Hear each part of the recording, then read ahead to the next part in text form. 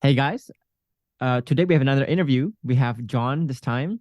John is from England, and his interview would be interesting because here was someone who was um, kind of told that, you know, I don't love you anymore. Um, and they didn't seem like they knew what was missing at that point in time, what that missing ingredient was. So it's almost like I don't love you, and it's almost like this mysterious and magical or not so magical reason that they were falling apart. And your partner actually blocked you too. And you That's right. were, and she has given up completely. And here we are, turn around. And so we're going to talk about his journey, his mindset shift, his paradigm shifts that got him there. But let's start with the beginning here. So you said before the program, marriage has been dire for 6 months prior to separating. Basically, the gist is you mentioned you lost your job February 2023 and you didn't handle it very Mhm. well. And when you didn't handle it very well, it was sort of like the tipping point that pushed her over the edge to go, you know what? I have enough of this. She's been unhappy for a very long time. And that's what the tipping point that got her to go, you know what? I'm out of here. I feel like I'm wasting my life with you. I'm wasting a future with you. Um, and I feel like if I keep this relationship going, I'm going to be in a relationship where I'm not happy. I'll never be happy. I'm wasting my life basically. But let's hear it from you. Like, what was going on at that point through your head, through her mind? Now looking back, hindsight 2020, etc. Yeah, things had been dire for like that was the thing that started it. But it was from that point onwards that it kind of created like a negative feedback loop. So she would try to bring up like, John, you're not putting in enough effort. Your standards are very low. I'd kind of fallen into a depression by that point. I was like, oh God, we've like lost months of progress. And every time she brought that up, it was like I wasn't able to handle it. And it kind of created this feedback loop where she would bring it up, I would sort of dig deeper into my sort of self-flagellation, perfect product, and then she'd try to bring it up again, and I'd sort of deflect her, emotionally invalidate her, and I was just I was completely terrified of like I don't know, just like making mistakes, saying the wrong thing. So like from that point onwards, I think I'm trying to remember now. Yeah, it caused me so much like anxiety and humiliation. It's like I would try to kind of covertly manipulate her. I try to limit her expression of how like her negativity. Mm, Trying to get her to only express positive things. So like one thing that I learned that she was keeping from me was that she was going through like major financial troubles that she didn't feel safe telling me about. She started drinking every day and didn't tell me about that and the ways that affected her. And I had like no idea that the safety had been broken because mm. she didn't feel safe even in telling me that she felt unsafe. So yeah, man, she in the end she couldn't deal with my toxicity whatsoever. Yeah. And I It was think about October time that she said she was just done. She couldn't deal with me anymore. Yeah, and I think it's your pattern is pretty much the same as most patterns that we see. And there's a reason why we say no situation is unique because everyone's Mm, patterns, all relationships, I've never seen, we've enrolled over like 5,000 people now, and we've never seen one case of the 5,000 who actually deviates from the normal modus operandi, if you will, of like how relationships yeah, break down, yeah. which is basically you have just it just takes one person to not be able to be bulletproof, to not be able to have the right paradigms around what makes a great partner.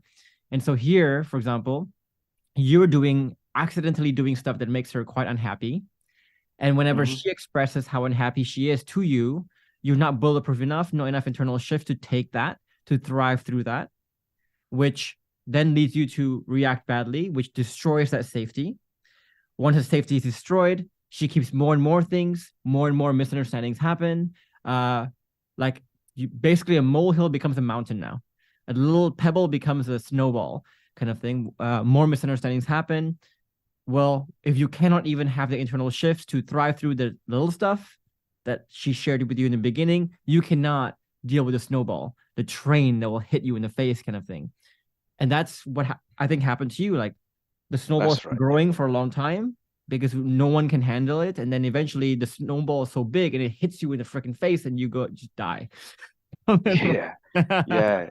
Yeah, man. It was ironic because my fear of making mistakes was actually the thing that caused her to get even more upset. Like I wasn't handling the situation seriously. It affected my FAE bias, Mm. where I was convinced that she, just for some reason, she just hated me, and I couldn't understand why. And like I reacted in a really defensive way that would just cause her to become more agitated. Yeah. And like it was like every conflict was worse than the next conflict because of that. You know. And we'll talk about this too. This is a principle Yeah. we call like perfect process versus perfect product. And Mhm.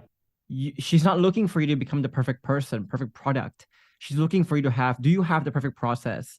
And what a lot of men do is, though, is they think they need to be perfect product. And so that actually makes you even less perfect.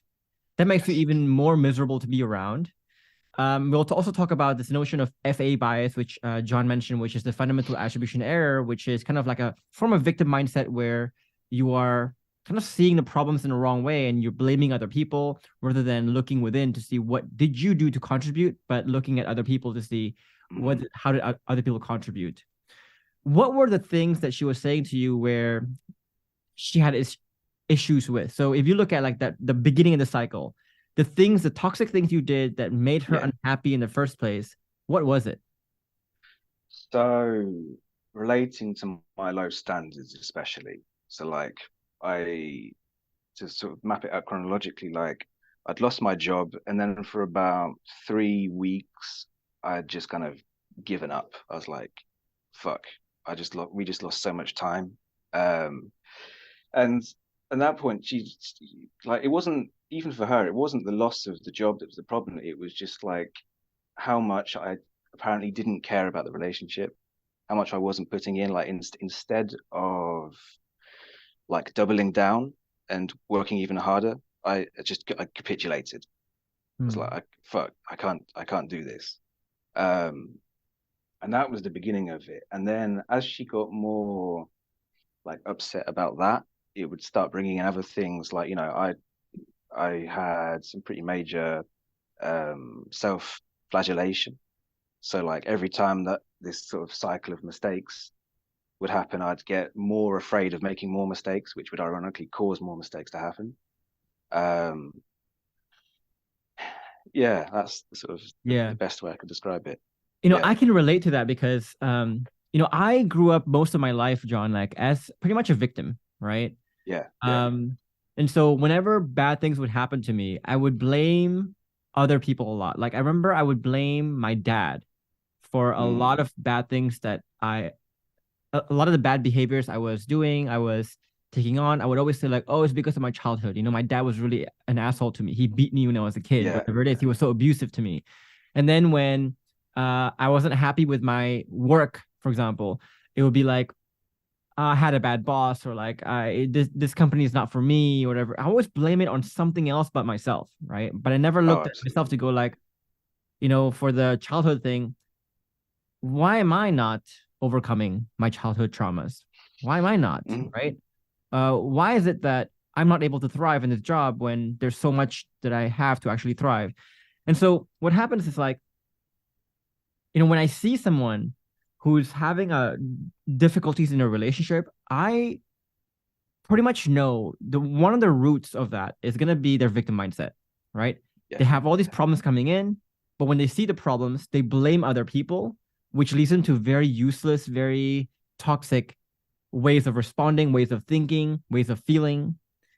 But what's funny is that victim mindset not only caused the problems, but they often is the same causes that allows you to like snowball the problems to snowball in the first place. So here's your Absolutely. like for you, your victim mindset was causing your partner to be very unattracted to you. It's like, oh, this guy has no drive, this guy has no masculinity, this guy has no like Mm-hmm. energy. Oomph, yeah, yeah. And then when your lack of energy creates the problems, when the problems go to you, you see the problems and you look at it through your victim mindset again and you go, you know what, I'm even more beat down now.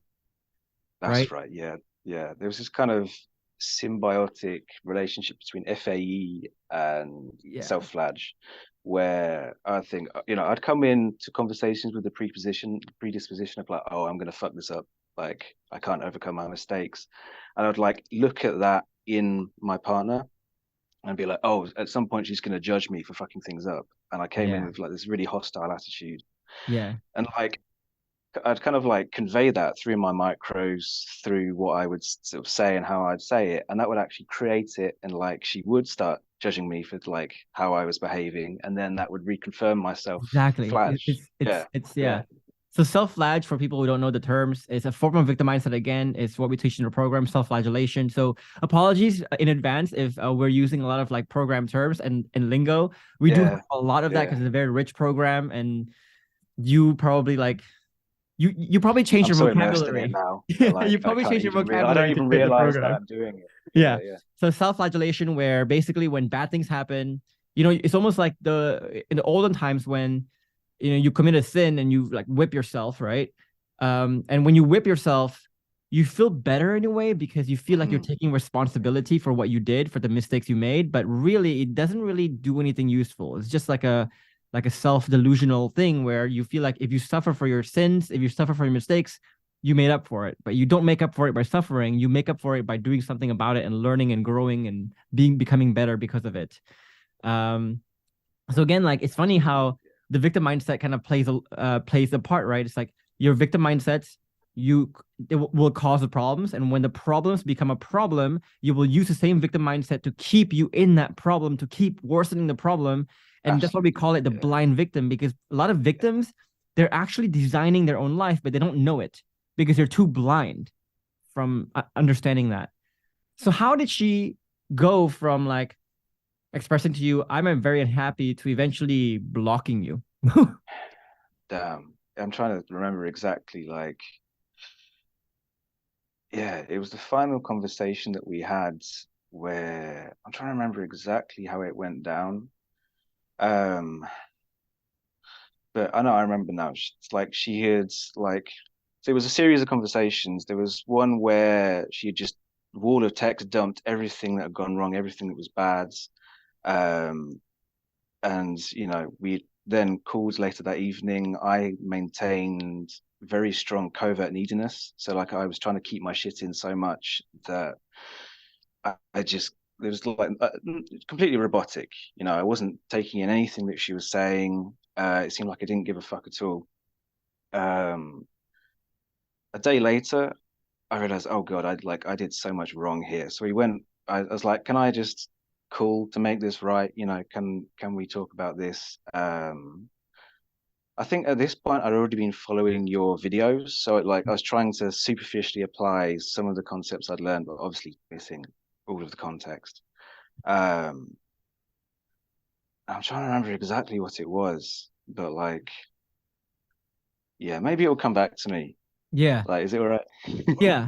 So I'm trying to like, I so when John was saying the word covert neediness, there's basically two forms of yeah, neediness that people have, right? Overt and covert. Overt is when like you're overtly obviously needy, like, oh my God, let's beg your partner. Covert is a different form of that, right? So it's an mm, example of this is the guy who watches like Corey Wayne videos, for example, and he always says like the best negotiating position is to walk away and mean it. And so here that's your partner is like yeah, not happy with you, and you say, well, let me just walk away. Let me just act aloof. Let me just act like I don't care, hmm, right? But you act like you don't care, but you act like you don't care because you care. You act like you don't care exactly, because you want exactly, something out of that, yeah, right? So you're needy, but you're covertly, secretly needy by appearing like you're not needy, but actually the appearance is based on something very needy. It's a very deep psychological thing. And absolutely, I think yeah, you mentioned that after she kind of gave you that wall of text, you were doing a lot of very needy tactics, very manipulative behaviors.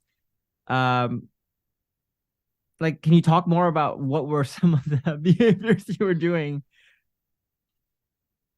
yeah. It's because I was trying to, like you said about the Corey Wayne thing. I was like trying to come off as strong. I felt so weak inside that what I thought she wanted was like a, a masculine provider who is like superficially a lot of what you talk about in the program. sort of, being bulletproof, being untethered, but I didn't have any of the like foundational principles behind that. Fake it till you So I make was it, kind of thing, basically. exactly, yeah. I was just trying to push it all down, and like something weird, like when we were in the stages of reconciliation, it was like looking at this sort of dichotomy between covert neediness and overt neediness. In the middle is controlled compassion. So it's like, are there any ways I could be like more overtly needy right now and be more vulnerable about what I am expressing, which actually like resonated. Like I remember prior like to our reconciliation, the talk that led to our reconciliation, I made a commitment. I'm going to be completely emotionally honest about how I feel, and like, not try to obviously not try to victimize myself, excuse myself in any way, just say like, hey, like Mm. it seems like you want to initiate this conversation. It seems like we both miss each other in this. Like, I really miss you, and I really would like to just engage openly Got it. with you rather Yeah. than trying to pretend, try to be emotionally inauthentic, be something that I'm actually not. And you can read right through that. You're perceptive enough to know like that I'm lying to you. Yeah. You know, I love that, right? I love that. So yeah, basically from what I understand, right? And this is I think a trap that a lot of men fall into yeah, is often when your partner says, I want a divorce or I want to separate, I don't want to be in this relationship anymore, you make an assumption of what you think she wants from you, absolutely. right? But the assumption that you make is usually from your old thinking, your old paradigms that caused the problems in the first place. So here, your partner is saying to you, I want this. I want you to be more like this. But you have a mistaken idea of what this is. And so you give Oh her this, right? And when you give her this, it turns out that this is not what she wants and pushes away even more. And you're now left wondering, like, what the fuck? I just did yeah, what the exact yeah, thing you yeah, told me to do. And that's not the right thing. And so that's when you give up, you get frustrated, you get upset, you get annoyed, right? Because you got that thing, what the this is wrong, the this of what she wants is wrong, right? And we'll talk about that too when we talk about the perfect process and product. She's not looking for you to become the perfect product or show that you're the perfect product. She's looking for you to see, like, do you have the perfect process? And that's really the key to reconciliation. And I think that's what you're missing, that got yes, you to become blocked in the first place. And once you understand, you made that shift later on, that's when you finally realized, oh, that's what she's looking for. And if that's what she's looking for, and I give that to her, that's when she goes, you know what? Maybe this guy finally gets it now, right? But we'll talk more yes, about that later. And that's kind of like a great segue into, okay, so you went from your partner basically feeling very hopeless, basically blocking you because this guy doesn't freaking get it, to where you are today. So where are you today? How is your relationship today? is considerably better than it was, just in terms of her being able to express a problem. Like, even recently, she was like, "Hey, everything that we went through was all your fault, right? Like, this is because of you." And like 2 months ago, that would have like shaken me completely. Like, what? Like, falling into equal blame. Like, yeah, but what about the time that you did so and so? Whereas now I'm like, interesting. Can you tell me more about that? Like, I want to learn more. I've have quite an exploratory mindset, and like, okay, what was I doing now, or what was I doing then that I can actually learn from and get some strong like antitheses out of, Yeah. Yeah. And a lot of people won't understand that. A lot of people like who haven't been in the program won't understand Yeah, the beauty of that. Because so first of all, I think you said your wife is constantly expressing how she wants to get back and reconcile for the last like over a mm, month now. yeah, She's initiating all positive conversations, express that she wants all the five pillars and basically like saying like, hey, I see that you absolutely. have the perfect process now. I think we can go somewhere. And that's the essence of reconciliation right there. Um, but you know, we'll talk about more about this later too, right? The best moments in relationships, the best moments in my relationship, it's not the beautiful moments when you go on vacation together, when we like have all these great times, right? The great times is almost like a side effect. Yes. The main points of that is like the journey, the process of us solving problems together, basically. Mm-hmm. You know, it's almost like when you're an athlete, for example, right? The best, the moments that count are not the moments when you're holding the trophy. The moments that count are the 82 games if you're a basketball player, the 82 games you play in a season together, right? The playoff games you play, the difficulties you face, the challenges you face, right? If you can change, if you can become a team and face your challenges in the correct way for the 82 games, that will be the side effect of that is going to be the trophy. The trophy is a side effect. It's not the point, right? So when I think a lot of people, when they hear your story, it's like, oh, your partner is telling you like giving you tough truths sometimes, making it difficult for you sometimes. People will be like, why would I want to be a part of that? But you miss the point. If you think that's an inconvenience, that's exactly why your relationship is fucked in the first place. But if you learn to see that as like, that is the point. That is the best memory. You're going to form the best memories, the most memorable parts of your relationship. That is the most, that will turn your relationship around the most. Those moments is how you handle the bad moments, right? Like if I look back at my relationship too, I don't remember the vacations, but I do remember the moments when we faced a challenge and we were a team and we faced a challenge and we thrived through it together. That's the moments I remember, right? The reason why I think my partner and I are so close is because she was there when I was crying and weeping on the floor because I was about to like run out of runway in my business and I had 2 more months and I was about to get deported and I was crying and we went through that moment together. That's what I remember. I don't remember all the freaking vacations that we take, kind of thing. You know? Absolutely, yeah. I mean, I'm thinking of like putting myself, and I've been in her situation as well, where if you have something that's really painful and you don't quite understand it yourself, you're trying to figure it out, and even worse, like it's directed at the person you're trying to express it to, like it's caused by them. Just having someone there to like process it without blaming you for it, or like being able to help you understand it, even what you're going through yourself, is really big. Yeah, yeah, it's really big. Like for me, right, like how that looks like in my relationship is whenever I feel unhappy about something in my relationship, we have enough safety and the right environments now to where I can just say it to her and she can take it without threat and vice versa. And so problems never really become big problems in a relationship because as soon as we even sense a tinge that it is an issue, we talk about it, we resolve it, we thrive through it, and we just reconnect again. We disconnect, we reconnect. We disconnect, we reconnect. Absolutely. Yeah. And that whole act of disconnecting and reconnecting, that is so fun to us. Right? That's the point.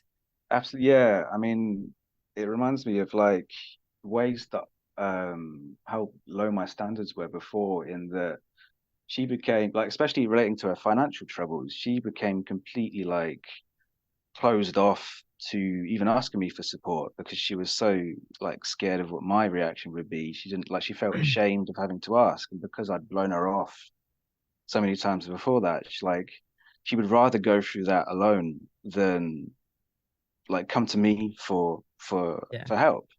Yeah. So like something that's changed now in relation to my standards is that before she even has to like before she even asks about that, I can already tell like what her situation is, what she's going through on her side of the world, and be like, hey, do you need help with this? I would like, it's already done. It's already been sent over. Yeah. It's interesting because like most people's cycles in a relationship is basically like you gain less and less safety. As you gain less and less safety, you become more and more distant. You understand each other less. She expresses less, you express less, and you basically start to go through life more and more alone. And what happens is not only do you go through stuff more and more alone, you also start to develop more and more toxic behaviors on your own too. You kind of like go apart like this, right? Yeah. That's and so not only do you adopt more and more toxic behaviors, but you understand each other's toxic behaviors less and less and less and less. So when I hear someone say, for example, my partner is an asshole. She's so toxic. She became really toxic. It's all her fault, whatever it is. What's funny is, and this is a very mind-bending concept. The thing that got them to say that is the same thing that got them to be grown apart in the first place. It's the same thing that got them to adopt the victim mindset in the first place, which is all these victim mindsets that destroy safety. When you destroy safety, you create more misunderstandings, you create more separation, you create more you create less understanding of each other, and you create more toxic behaviors. And so you've been doing this for years, and now, like, after 10 years of destroying your relationship, you basically say to yourself, like, we're too different now. But it's not that you're too different. You guys grew different because there's a lack of safety, because you lack the internal shifts. So this Absolutely. Yeah. the root is always the freaking same, you know? Yeah. Yeah, definitely. Yeah. I'm thinking of, when I first started, like my main thing, because I'd been looking into stuff like, attachment styles, and someone's got a disorganized attachment style, so forth. Like, I'd spent so much time psychoanalyzing her that I thought, wow, like she needs to change so much. And because of that, like, I thought, wow, this is way too dire to be fixed, because I'd started piling on all these assumptions, all these labels about who she was. It takes two to tango. Like, I can't save it myself. I can't change other people, right? And like, there's a lot of people with the advice of, like, like Corey Wayne, for example. He says a lot of great things, but one of the things he says is, like, basically he believes in, like, if it's meant to be, it's meant to be. If it's not meant to be, it's not meant to be, kind of thing. Like, he doesn't take into account that people can grow. People can grow together. People can change, right? And people can change when you start to change the behaviors, change the environments. We'll talk about that in a bit too. But I want to spend a bit of time talking about your experience in the program a bit, right? Let's start with, like, your initial call with Jason. Because we operate very differently than a lot of other programs. Is that when you sign up for the program, when you complete that survey, when you book a call, we don't guarantee that you're going to get enrolled. In fact, we only enroll 1 out of 10 people who apply.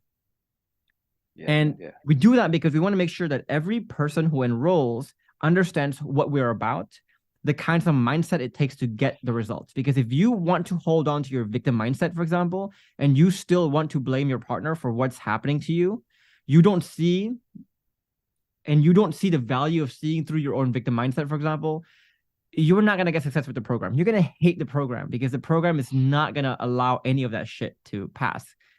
That's right. So what was that call, the initial call with Jason, one of my kind of, like, onboarding team members? What was that like? Why was it tough in your view? It was kind of like my paradigms going up against a brick wall of sort of like, okay, I'm approaching this in completely the wrong way. Just what was the question he asked me? It was about going to the gym, like if someone wanted to lose weight, what would they need? And my first thought was like, oh, tactics. That's what they need, is tactics. And it was like, no, they need motivation. Like, they, like, first things first is you need the drive to want to change yourself, to be better. And, like, you can't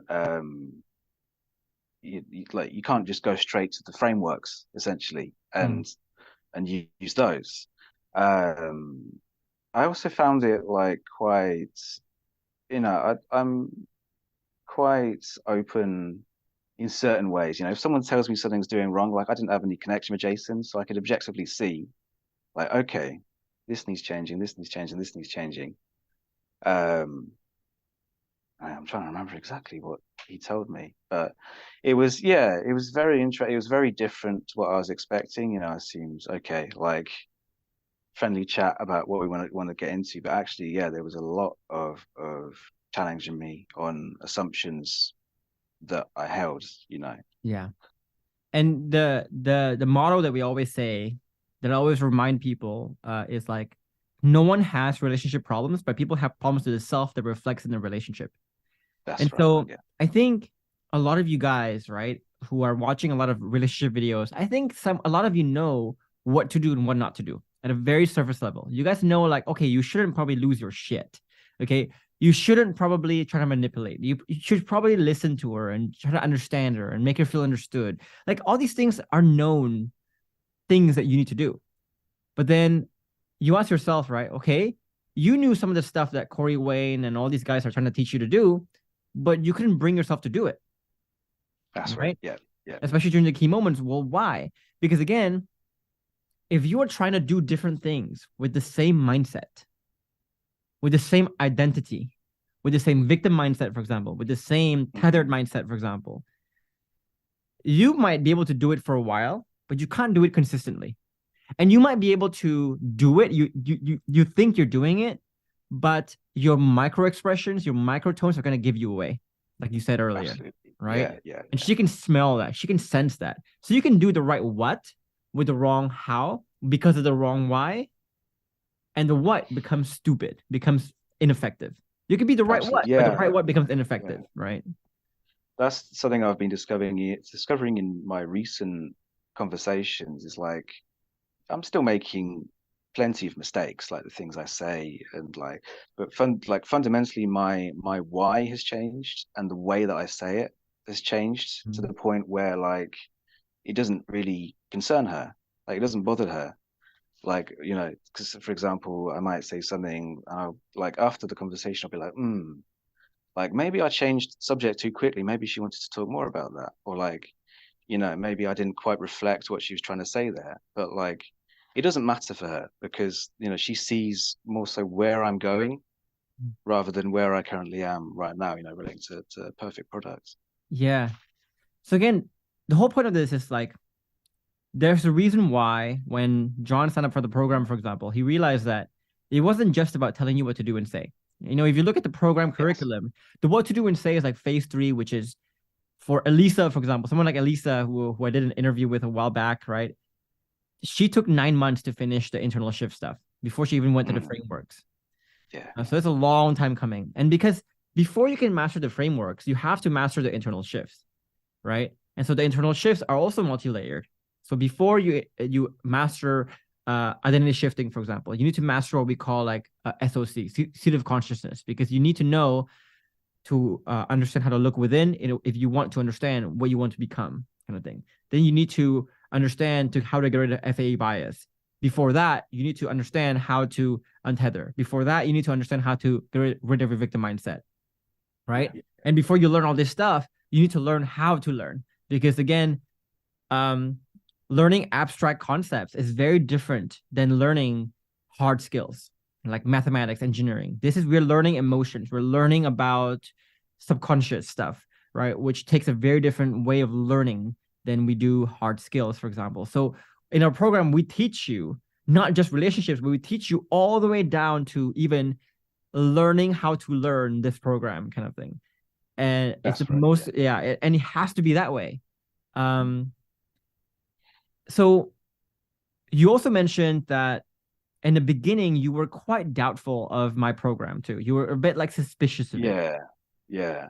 What made you suspicious? What were the things you saw and what were you feeling? So yeah, I mean, definitely prior to getting in the Facebook group and seeing how it all works, the module, seeing how that all works, a lot of the sort of marketing itself was quite similar to other gurus that I'd been following. Maybe sort of capitalizing on the same kind of audience, I imagine. But I was generally suspicious. I didn't know what the program entailed. Hmm. But one thing that I learned very quickly, like pretty much the moment I signed up, was like, someone who wants to trick you out of your money isn't going to be telling you to think so critically and to think so carefully about yourself and about the way you go about your life. Yeah. Um, that Yeah. was my general experience. Yeah. That's a weird one because like, and my team knows this, right? Yeah, I spend so little time with marketing, right? So yeah, look at my website, for example. That website I haven't changed since I started on day one. Okay. Um, and it's because like, and a lot of people look at my website and think like, oh, this must be some genius ploy to market to me or like to convince me. It's like, Yeah, that's right. not really Yeah. actually. What you don't understand is like, I bought a program on like how to kind of launch your program, and they gave us Mm. like this template on like how to build your website. And it was like, yeah, I'll just put it in, put in some words there, and then boop, like that's And it, then done. Yeah, and I'm done. that's that. And people are like over reading it. It's like, I don't think that's what I'm trying to do here. Okay. And another example is like the webinar.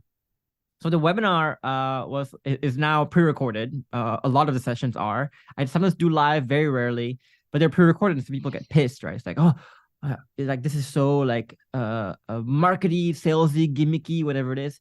I'm like, you know what I did there? I just took like a masterclass that I did live one time that did quite well, and I'm like, let me just take the recording and plop it there. And there's nothing more to it. It's Yeah, just that. yeah. But people read so much into it, right? It's like, oh, it must be Oh, some way. absolutely. Yeah, yeah. And, stuff like the 5 proven steps to get your ex back and Yeah. stuff Yeah. along those lines. Yeah. Um, yeah, that was my general impression, I believe. But you can see once you join the program, right? How we spend 99% of our time on the program, and you can see like, oh shit. Yeah, he does spend 99% of his time in the program because he changes it every Absolutely. time. Yeah. He's like, yeah. Yeah, it's something like it's kind of difficult to remember because I spend so much time in the program that I kind of forget what But it the was like, initial impression was like. Yeah, I'm so like far removed from that yeah. now. Yeah. Yeah. Yeah. Um, what so can you explain to me like what you saw in the program besides like just like, okay, this guy, he's taking a lot of time teaching me stuff that they're just deeper, way deeper than just telling me what to do and say. Besides that, what were the things you saw that made you able to go, like when you saw the program, you just, it seems like you just jumped into it right away without hesitation. You just That's like, right. okay, my Yeah, yeah, God, this yeah. is it. What were the things that like really gave you that conviction? This is the path right here. So like if I compare it to content I was already consuming at that point, like the deepest they got, or like the most actionable advice they had, actionable was like, yeah, stay in no contact, hope that she reconsiders her negative biases, that like basically just leave it completely up to chance. Whereas what I saw in the videos, like even sort of in the limited context, was like it's just a methodical approach. Like, to change this about your relationship, you do this, and this, and these ways. And that's, and follow that to the T, and you'll get what you're Yeah. looking for, which is like something that none of the other YouTube videos were offering at that point. Yeah. Yeah. And that's, something that, I talk to my wife about this all the time, John, Yeah. and it's I'm kind of proud of what I've built because like what we built Mm. is we have tried to take something that's so mysterious and so magical, like love is magic, love is mystery, right? Love is Yeah. something that people, you either have or you don't. And we've basically deconstructed that art into an exact science to where you say like, okay, if you do to create love, you need to do this. In order for you to do this, you need to do this. You need to do, even if you want to do this, you want to do this. So we've kind of like layered it for you. Um, and it's a great feeling. We're gonna talk about this too. It's a great feeling because now you feel like you're driving your ship. If you can turn an art into a science and you can replicate great art, for example, that's like Mm. an amazing feeling because now you feel like my destiny, my future is in my control because I know how to design it now. Yeah, yeah. Like a lot of the content I was consuming, there was so much just externalizing your problems going on. Mm. And like one of the things that like was so fundamental for reconciliation between my wife was to see like how like radical I was in taking responsibility for my like 100% responsibility for my 50%. Like with not a single iota of like trying to put things on her, none of that. And that's something that I think you could only learn, with this program and the way Mm. that is laid out. Yeah. You also said one of your thinking was surely there are situations that are too dire. The success rate Mm-hmm. can't be 100%. Yes. What made Yeah. you think at that point again that your situation was so dire? And why did you not think it was going to be 100% for you? Even though I So said, it was, yeah, it was going back to like a lot of other people's stories I'd read, like on sort of Reddit or on the internet, just how like hopeless it was for a lot of those people. Like I said about sort of all this attachment style stuff. It's like, wow, that person is completely fixed in the way they are. How could I ever hope to like change their minds? How could I hope to change my partner's mind when she's so completely set on divorce? Like if none of those people could change their partner's mind, on the internet, so forth. What hope do I have in doing the same? mm, mm, Yeah. yeah. And, I want to go back into, well, let me follow up with that with this, right? So I said earlier how because we have deconstructed everything so deeply to Mm. make it an exact science, how long did it take for you to get from like this can't be 100%, my case may not be a guarantee, to, you know what, I can see if I do this, this is a fucking guarantee? How long did it take you to like have that conviction? It was like a matter of weeks, if not the moment I started the program, to be honest. What did you I've, see? it was like at the very least, I had like radical control over my own situation. Like no matter what happened, no matter what she decided, whether she was here or whether she was there, like there's no there's no like finish line. There's no like gradient between fully reconciled or like fucked, you're fucked forever sort of thing. It's like I had all the opportunities available to like initiate, or not initiate contact, but like contact would become available. Opportunities to like to plant seeds were available if I was looking for them. So that was the first radical shift, was seeing actually like, divorce isn't the beginning. If I were to be divorced, like that's not the beginning. That's not the end. That's the beginning of my journey. Right. Mm.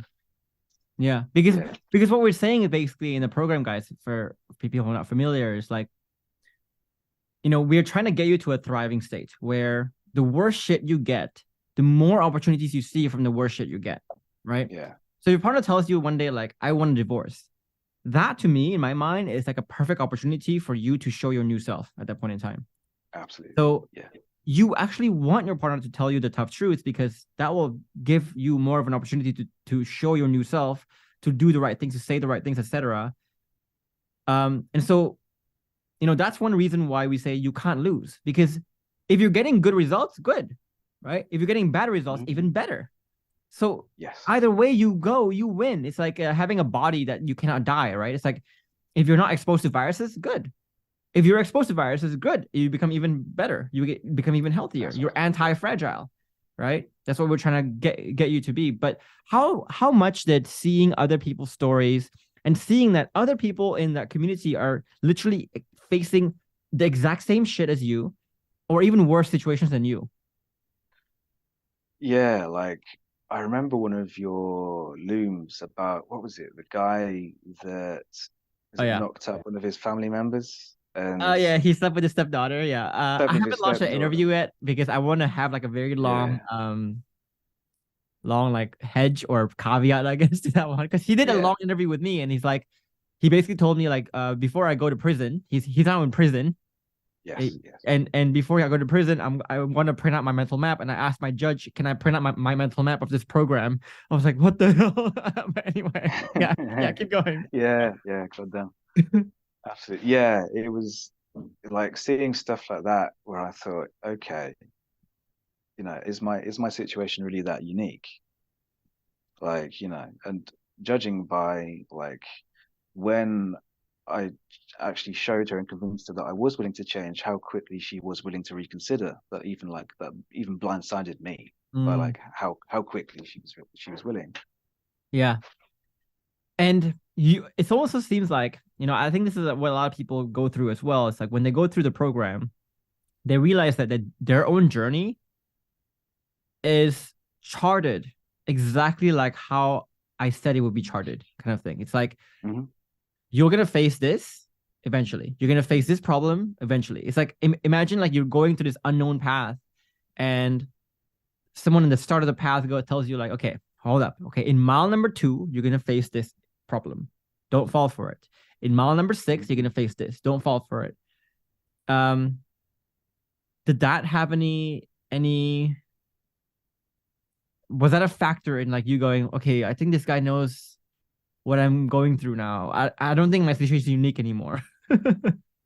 Oh yeah, I mean, like I remember, was it a few weeks in where, yeah, I thought, okay, I can TTH, I can handle this. I can, I can like try to like at least form basic emotional safety at that point.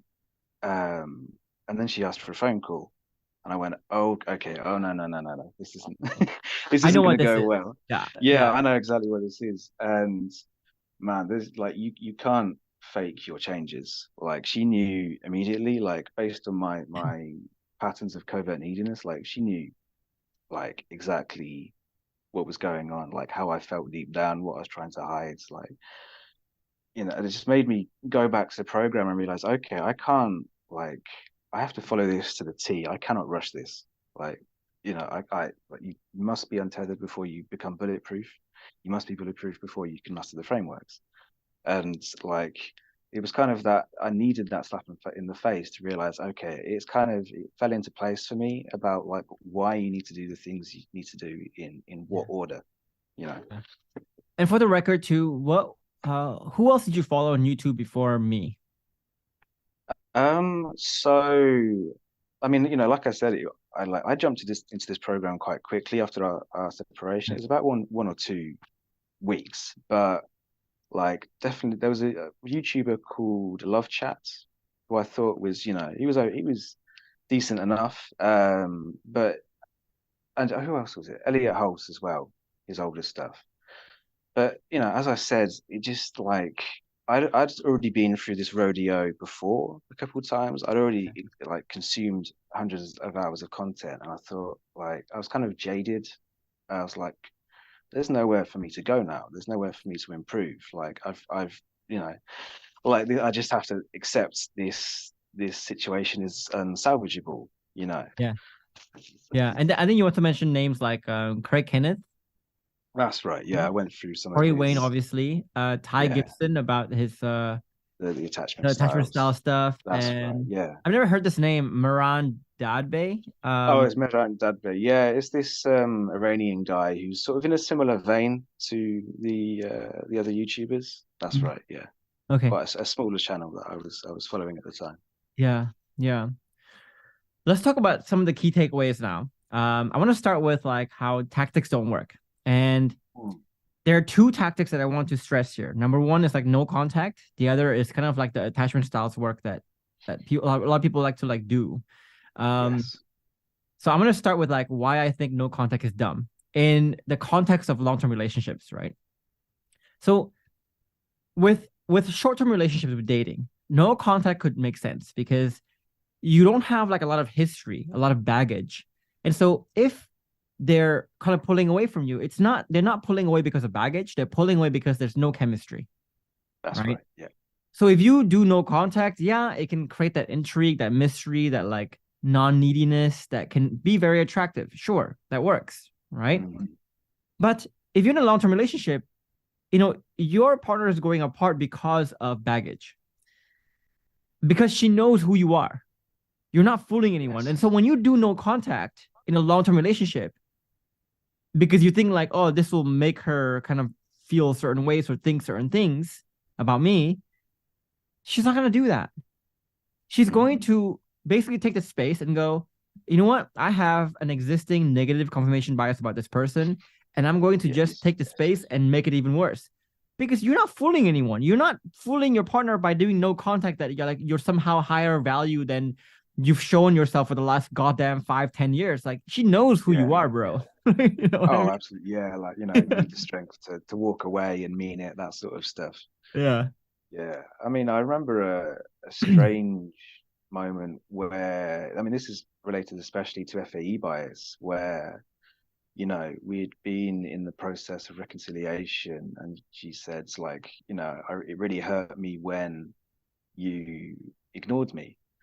And I thought, wait a second, you blocked me. Like, we could only talk via email. Like, but I'd created so much hostility towards her, so much baggage that, like, she thought I wanted to separate with her. So in that instance, actually, like, no contact wouldn't have made a single bit of difference, because her bias was exactly the same, and it would continue to be the same, like, no matter what. And that's the thing about bringing into this conversation that attachment styles work, right? Like, I think attachment styles, it's it's not a bad theory in and of itself, but I think it's bad in the way people use it, right? People use it to label other people, but people don't use it to understand other people. People use it to label and judge other people. So, for example, like when I was learning attachment styles, all I could think about, for example, was, oh, I think my partner is this category, right? Or that category, or this category. It makes sense now because she's like this. And not only does it let you judge people, it lets you judge people in a static way, as if people are static. So once you say people like, oh, you are anxious attachment style, that's how you see them. That's how you know them to be. But you don't see what they could become. You don't see like how they could change. So it's almost like a useless diagnosis if you think about it. It's like, oh, it just labels people as static and like that. But then when you ask the question, okay, what do I do with that information to change my situation? Not much. You just it's true but useless. So, like, I mean, I remember in the beginning, the reason I gravitated towards that is because it gave me a sense of certainty in an otherwise difficult situation. It's like, okay, things may be ruined, but at least I have certainty it happened because of this, and I could place the blame on that. But the problem was, like, the moment she didn't conform to that paradigm, or if she didn't conform to it, like, it would just all fall apart. Like, that was not a long-term solution to my problems by any means. Yeah. And what's also interesting is, like, when you start to judge people like that as static, it kind of makes that into a self-fulfilling prophecy, right? Because if you really want to believe that, let's say your partner has an anxious attachment style, you're going to start to act like she is. You're going to start to assume and talk like she is. It's almost like, if you really want to see your partner as a villain or someone who is so flawed, they will become more flawed.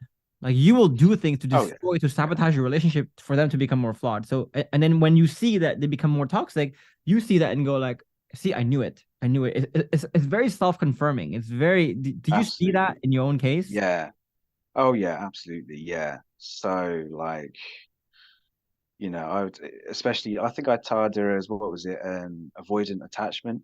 But, like, for all the truth there may or may not be in that, it's like, it doesn't change what I did to upset her. Like, it doesn't change, like, all of the negative walls, like, I created for her. Like, all of that is exactly the same. Like, but it's also, like, I want to go to the second point, which is like the FA bias, how it doesn't take two to tango, right? Because I think, if I look back, John, at the past of my relationship, right, my partner was very toxic too. Like, she was, if I could do a lot of work to, like, psychoanalyze her, I would label her as like anxious avoidant, because every time she was always like very paranoid about our relationship, but paranoid whenever she would find out something bad, she would just like detach herself, stonewall, all these things, right? And so I use a lot of these things, and I basically, at that point in time, I labeled my partner as like a narcissist in a way, like as a narcissist, right? Yes. But then what I didn't understand at that point in time was like me analyzing things from that victim way, like that, where I'm always like looking at other people and labeling and judging other people, but never judging myself, was the very reason, the very things, the very thoughts that caused the actions that actually got her to act like that in the first place. So, what I didn't understand was, like, whenever she stonewalled me, whenever she was like very uncommitted to the relationship, for example, It's because I made the relationship such a miserable fucking place to be in. She didn't Yeah, want to be yeah. there anymore. And the proof of that, right, is that now she is the most committed, the least anxious, the least avoidant person in the world, right? Like, Yes, yes. like she is like I cannot describe just how committed she is. Like the same way your partner is, right? Before she was Mm. really kind of aloof and avoidant and like I don't like you, I don't want to talk to you, let me block you. And now she's like initiating conversations, being really nice, like all these things. It's completely changed. And so Yeah, again, we need to stop looking at who people are, but we need to start looking at like what people can be. And what people can be depends on whether you're creating the right environment to allow people to become their full potential. absolutely. Pause Yeah. there. I remember like the number one complaint she had about me was just how like suffocated she felt, how like she was lacking in personal autonomy, um, like lacking independence. And like, you can attribute that to attachment style if you want, but what was I doing in that instance to make her feel suffocated? Like when she pulled away, how was I displaying needy behavior? Mm, Like, wait, come back, come back, come back. yeah, Like to me, I think that's like a normal reaction in that situation. I think Like, it doesn't have so. to be. Yeah. And like, so FA bias, guys, again, is when you are automatically and subconsciously, when you see someone's toxic behavior, you instantly say to yourself, oh, that person's doing that toxic behavior because they're Mm, toxic. So you're assigning yes. their behavior to character. But when you do the same thing, you don't assign your behavior to character. You assign your behavior to some unknown thing, outside thing. And a great example of this, right, is uh whenever okay. So I always said to myself, right, I will never be like my dad, Yes. Yeah. right? And so whenever I see people being like my dad, I always say like they're fucked. They're like my dad, right? Their character's fucked. But then when Mm, I'm like my dad, when I lose my emotions back then, for example, I would always say like it's not because I'm messed up. It's because my partner drove me nuts. It's because I'm tired. It's because my job is stressful. It's because yeah. whatever, Yeah. right? That's the core essence of FA bias. And that is the most destructive mindset to have because not only does it lead you nowhere good, it leads you to always like judge other people but never look within. And when you never look within like that, you're saying that the solution is not in your hands anymore. But the worst part is that you're always blind to it. It feels so right. It Oh, yeah. feels so like justified to feel what you feel, but it's not the reality, right? Yeah. Yeah. And it was very, very subtle, very subconscious because like I never saw it directly in myself. I always saw how it manifested in the responses of other people as Yeah, well. yeah, Yeah. yeah. And that's what we call it. We call like these victim mindsets, these core paradigms that kill you. We call it a mind viruses, right? Because it Yeah. is very much like a virus of your body. Where if you look at the virus of the body, it comes in, they come in like one or in like a very mild form, then they evolve, they multiply, they evolve, they multiply, they mutate, right? Until eventually they become really powerful and you become really sick and you die, right? Yeah. Yeah. Mind viruses work the same way, right? You get some advice from people, some paradigms here, the seed of virus gets planted in your mind, in your psychology, it starts to multiply and mutate, multiply and mutate. In this case, FAE bias mutates. And eventually it just colors your emotions, your actions. It kills relationships. It kills yourself eventually, right? People Mm, commit suicide because of mind viruses. My goodness sake. But the worst part about mind yeah. viruses, the reason why it's so much worse than physical viruses is that there is not currently not a mechanism to properly diagnose it. Even if you go to like a Mm, psychiatrist, whatever it is, it's not a causational diagnosis. It's a very correlational diagnosis, right? So they mm, don't know what exact mind virus you have, whatever it is. It just stews there. So if you have, let's say, the FA bias mind virus, it might yes. be killing you. It might be killing your actions, killing your relationship, and you won't know it because no one's diagnosing that for you. Absolutely, yeah, yeah. And it's interesting. That was like the light bulb moment in the program. Understanding that the FE bias helped all of the other things to fall into place. Mm. Like you talk about chain reactions. I think is it one big change is much better than dozens of sort of improper changes. So in this instance, it made me understand, okay, like how was I self-flagellating in response to what my partner said? How did I have perfect product? And that all started with the assumption that she wanted to do me harm in some way. And like the moment that I neutralized that, took that out of the equation, suddenly I can actually learn from what she's saying because she wants to teach me something. Yeah. And this Yeah. self-sabotage is very subtle too. Like I talk to a lot of men, for example, they see women like how you saw women, very antagonistic. Mm. Like they're always like it's a competition, they're always out to get you. And so, I remember in my relationship too, right? Whenever my partner used to do this because she had like a lot of bad experiences with a lot of other men, with her like father figure, did not have a good Yeah. relationship, right? So whenever I would do something nice to her, right, she would always like kind of like, okay, what is this? I don't like it. I don't like it. Right? Mm. Please stop doing Oh it. yeah. Like you sound fake, whatever it is. And it made me feel like, why would I want to do something nice for you now? Right. And the point I'm trying to make here is that Mm. like that's how the self-sabotage really forms. If you want to see your partner as such someone so evil, villainize her and someone so flawed, right? You are going to keep subconsciously sabotaging your own behaviors to make that Reflect judgment you have reality. a Yeah. self-fulfilling prophecy, a Yeah. self-fulfilling reality too. The same way, Yeah. if my partner really wanted to see me as a villain, guess what? She's going to self-sabotage her actions to kill any desire I have to be nice to her and to also build this antagonistic side of me too. And vice versa. I will do that to her too.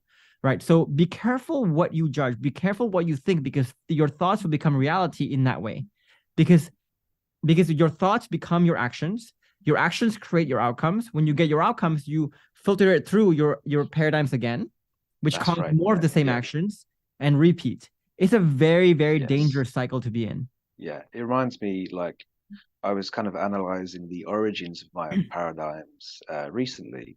So, I was diagnosed with ADHD a few months ago, but that was kind of an ongoing thing throughout my entire life. And I was always making careless mistakes, and always because of that, because of the conditioning of like not knowing why I'd made mistakes, always waiting for the other shoe to drop when someone would blame me for that. And if they didn't blame me for it, I'd almost like create reasons for them to blame me for because it felt right. It felt like other people were supposed to be like out to get me Yeah. essentially. Yeah. Yeah. And I used to be diagnosed with like ADHD, anxiety disorder, depressive disorder, like all sorts of things. And I took a bunch of pills, right? But then my Yeah. stance on this stuff, right? It's Mm. all made up. It's like Yes. if you have ADHD, it's not because you have ADHD, it's because you have such a high dopamine mind that That's your right. Yeah. Yeah. spontaneous thoughts are coming in so fast that you cannot control your spontaneous thoughts anymore, right? But once you rewire dopamine systems, you can control your spontaneous thoughts. You will find that you were not ADHD all along. You were just someone Yeah. with a high Yeah. dopamine mind. So we can Mm. go all day long on this, but I'm not going to go to that. But I want to kind of like transition to the topic of takes to the tango here, because you know when you like a lot of people, right, will always say you cannot change other people, you cannot change your partner, you cannot solve your relationship or save your relationship if your partner doesn't want to save it. Again, that assumes a very static view of your partner, as if like she doesn't want to save it and she will never want to save it forever. Mm. No, she doesn't want to save it because you make it hard for her to save it. Now, for your case, right? You started to change your behavior. And once you change your behavior, you change the environment. And once you change the environment, you are shocked as to how fast and how drastically her behavior changes as Yes. well, which Yeah. makes it easier for you to change your behavior in a more positive way and repeat. Absolutely. Yeah. Yeah. Yeah. I was amazed by it. Was within the span of like maybe one or two conversations that she was willing to like give it another go. I was kind of shocked. But for me, like it was a case that she always wanted this to work. She always wanted me to succeed. It's just I was putting so many roadblocks for that to happen. So like the moment that I even gave her, in this instance, like a hint of genuine change or of like of non-victimization, she was like, okay, show me more. Like prove this to me. Tell me more about this. And she would maybe test me in certain ways, sort of lay difficult things on me. And like, we were able to actually work through that for the first time, basically, at least this year. But in the way we did it, maybe in our relationship, like I was able to engage with her and I really enjoy that Yeah, conversation. Yeah, see what you mean. Yeah. yeah, And so just to close off the topic and like it doesn't take two to tango, right? It's like this, guys, right? The reason why we say it doesn't take two to tango is that we're not trying to get your partner to change. So we're not saying like you can talk to your partner and say, "Hey, we need counseling, or we need to oh, do this program, or we need to do that." And then if she says no, that means that oh, it's impossible. Then if she says yes, then maybe we have hope. It doesn't work like that. What we mean is this, right? Again, when your partner is looking for to see whether there is hope or not, whether she should try or not, you have to understand that if your partner says she wants a divorce, she's already tried for many years, often in ways that you don't realize. mm, And she's learned through all those previous attempts that this guy is not someone I can work with. This guy is not someone I can tell my problems to. This guy is not someone who can react well when I tell my problems to. This guy is not someone who can really change that drastically, even if I tell them their problems.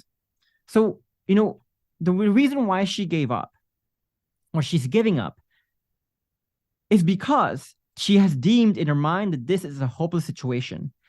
And to be specific, that you are not capable of change for whatever reason, because you don't listen, yeah, you don't do anything, you get defensive, you want to always prove yourself, you want to justify yourself, whatever it is, but you show her that nothing will change.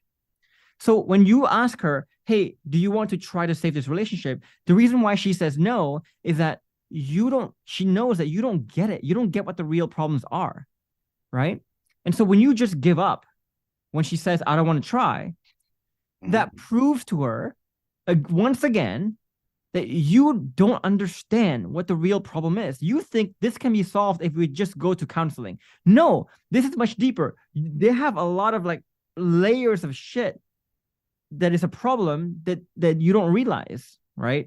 absolutely, yeah, yeah, yeah, But what we're saying when we say it doesn't take two to tango is that when you start to look within and look to change your internal shifts, to change your external skills, that allows you to change the environment, that creates safety, that creates admiration, all these pillars that we talk about, you will find that once you create safety, you unleash a floodgate in your partner. And the floodgate comes in a form of hope. Because when you can create safety, when she can finally express to you the problems and have a decent conversation about it, and you can do something about those issues that she pointed out and actually grow, become different, change into a better version of you, you will realize that her need to self-defend, her need to self-preserve, her need to protect herself, that creates all these toxic behaviors will go away too. The same way it yes, went away yes, for your case, the same way my partner's toxic behavior went away when I started to change, right? Same thing with absolutely, like yeah, companies yeah, too, right? It's like leaders, they start to change their environment to make it easy for people to change their behavior. And it starts a much more positive cycle. So that's yeah, how it's done, right? absolutely, yeah. And I think like just the rate at which she was willing to give it another chance just indicated how shitty the culture I developed was. Like if it only takes those core things for her to be like, Yep. okay, let's see where this goes.